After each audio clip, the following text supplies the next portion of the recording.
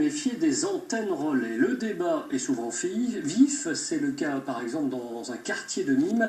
Y a-t-il alors des risques sanitaires? L'une de nos équipes a été rencontrer un médecin cancérologue. Reportage Jérôme Curato et Esmeralda Terperon. Si elle est construite un jour, l'antenne relais de l'opérateur Orange et ses 23 mètres de haut ne passera pas inaperçue dans le quartier de la Tourmagne.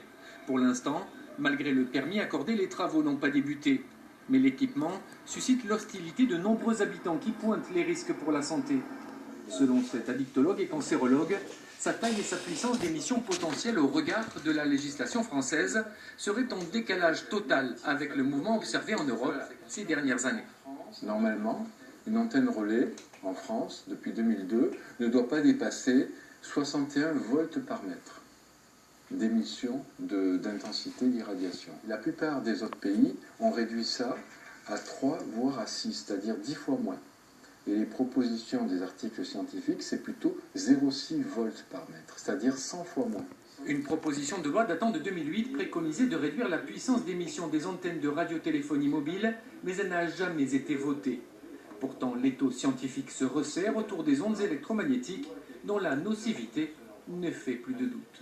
C'est démontré depuis le début de l'année 2018, ces ondes sont cancérigènes chez l'animal, il n'y a pas de doute.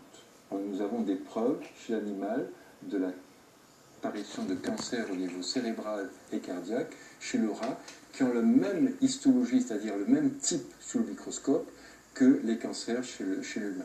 Au regard de ces éléments, le médecin gardois a rédigé une lettre ouverte adressée à plusieurs ministres. Il leur demande de reconsidérer en urgence les seuils d'émission des antennes relais pour éviter une catastrophe sanitaire.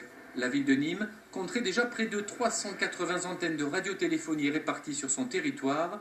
Une cinquantaine d'autres auraient déjà reçu une autorisation pour une mise en service dans les prochains mois. C'est un phénomène